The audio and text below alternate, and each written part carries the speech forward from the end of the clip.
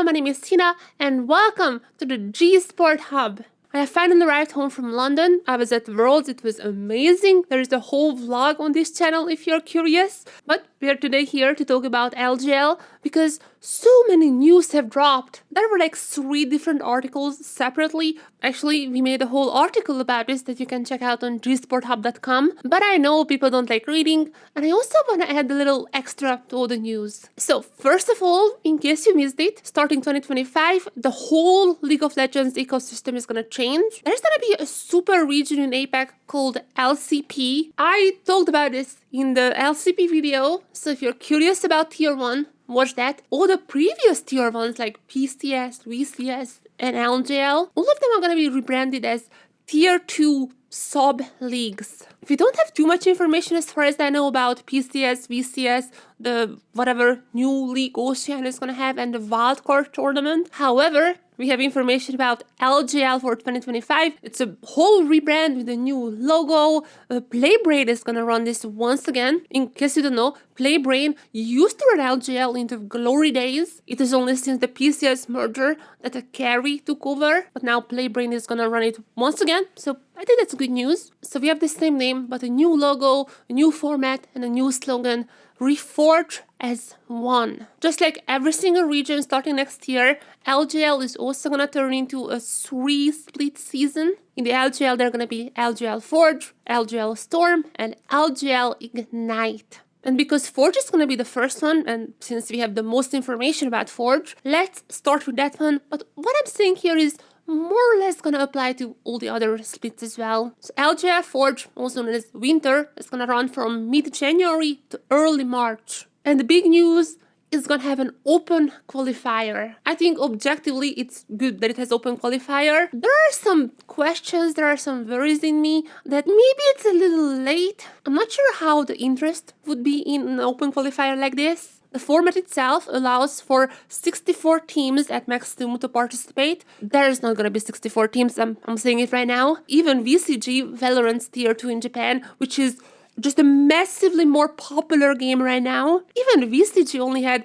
53 teams this year. So for League of Legends, I would say I estimated around maybe 30 teams. I would be really happy with 30 teams. We'll see if teams like Zeta or Fennel or Riddle, some of these big teams from esports like Valorant, we'll see if they would have interest in LJL. So I'm really hoping to see some of these teams, maybe even streamer teams. If you were hoping to see someone like Kassen in the open qualifier, I mean, he would 100% make it super popular. The Kassen, his tournament was having like 300,000 peak views, I think. Absolutely dwarfing even the best performing LJL split, which was the summer 2023. If you're hoping that he would be in this tournament, that's probably not going to happen because there are some rules for the players for participating. First of all, they must submit any identifying documents verifying their nationality. However, they must achieved Diamond 3 or higher rank at the end of any split since 2020 or have participated in previous tournaments. I don't think he has reached Diamond 3, so that is a little bit of an issue. There's one more split left, so maybe. Also for the rules, they must be 17 years old by September 1st, 2025, and they have to agree with the tournament rules, etc, etc. As for the teams, again, pretty basic stuff. At least 3 registered players must hold Japanese nationality, as in like legal terms in their documents. Only 2 or less imports allowed per team, and players must be able to communicate in Japanese. And if you quote what I was saying earlier, there is a new import rule for the LJL. Keep in mind that this is for the LJL, for the Tier 2. We don't have information about what happens in the LCP. My assumption would be the import rules is going to be something similar as in Americas, but we don't have any information about that. It's coming soon. I'm talking about the LJL specifically, the Tier 2 specifically, because the previous import system is just nullified. That means that any previous IMP ruling, which is the interregional movement policy, that is voided. So that means, let's say someone like Steel or GAN would play in the LJL, that would mean that they would be considered imports. Even though they had LJL residency beforehand, since they don't have Japanese nationality in their passports, they are going to be imports in this tier 2 system. I don't necessarily know how it would work if a team relegates with like 3 imports, or like 3 imports in the LJL system, but 2 in the LCP system. This is for the future. There are gonna be more LCP news, and I'm gonna make videos about that one as well. And if we are at the format, let's finally talk about the format. I said it's gonna be an open qualifier, maximum of 64 teams. There would be some groups in some distribution. The thing that matters is at the end of the open qualifier group stage, there would be 16 teams on top of the groups, in total 16 teams, and those 16 teams are moving on to the bracket stage. Now, this open qualifier bracket stage, that's gonna be really hard to explain once again, because if you look at the graph, it's like there's 10 teams advancing, but could be 16 teams advancing. So what does it mean? Like, it's single elimination with a losers round? Let me explain why it's so weird. How many teams advance here depends on how many spots are going to be taken already in the next stage. What do I mean? There's going to be LJL teams invited from the previous years, obviously. If they accept the invitation, they're going to skip through open qualifier and immediately going to be seeded into the main stage. Main stage in total is going to have 16 teams, so you can do the math. If one team accepts and gets into main stage, that means 15 other teams are going to be left up to field. So that means this open qualifier bracket stage are going to provide 15 teams instead of 16. And this is where the whole single elimination but with losers round comes in. Let's say not a single team accepts the invitation. In that case, all the 16 teams here would be advancing, and this bracket stage would only be played for ranking, for seeding. If 2 teams accept the invitation for the main stage, and we only have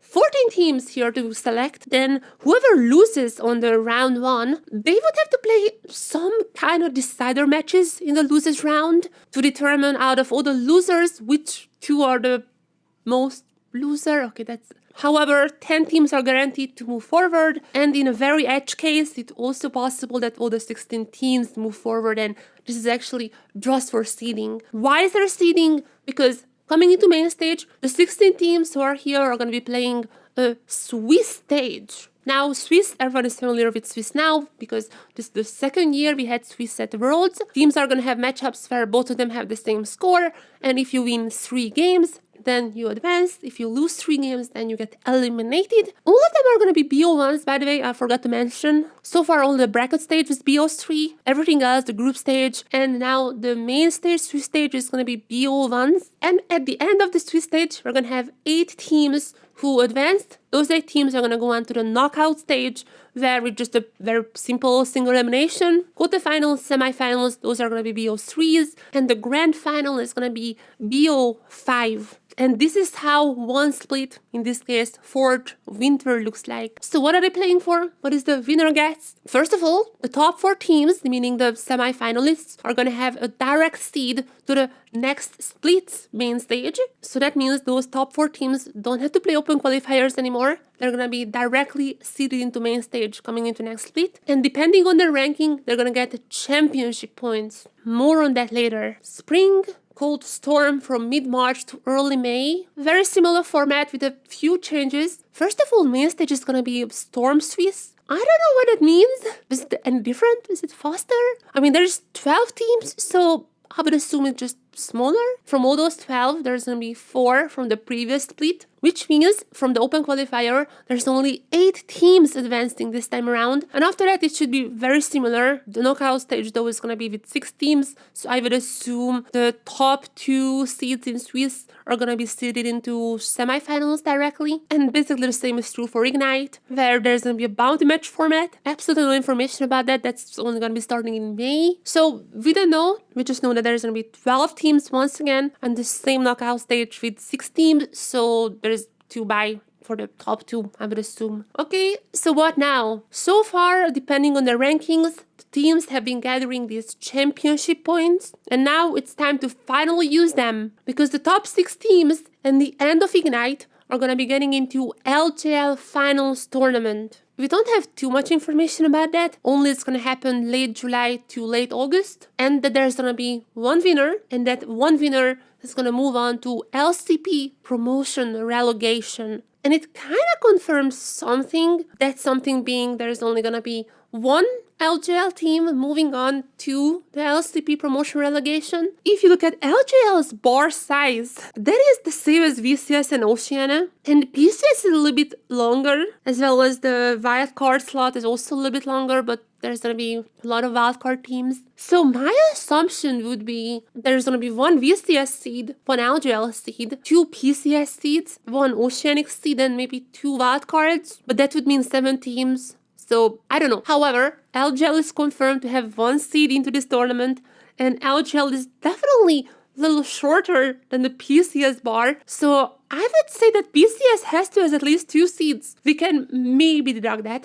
But nonetheless, that's all. These were all the changes for the 2025 LJL season. At first glance, it may look a little complicated. However, after I broke down everything, it just pretty straightforward. The only difference is really in the main stage, because apparently that's going to be different for all the 3 stages. I would expect more announcements as we move towards January. And I would expect more announcements for LCP as well. As far as I know, there might be some coming very soon, which I'm gonna be making another video about. But if you just can't wait for more videos, as I said previously, make sure to check out our Worlds Week vlog. But for now, I was Tina with the G-Sport Hub. Make sure to follow us on all possible social media. G-Sport Hub on Twitter, gsporthub.com on Blue Sky. And make sure to like this video and subscribe. See you in the next video. Bye-bye!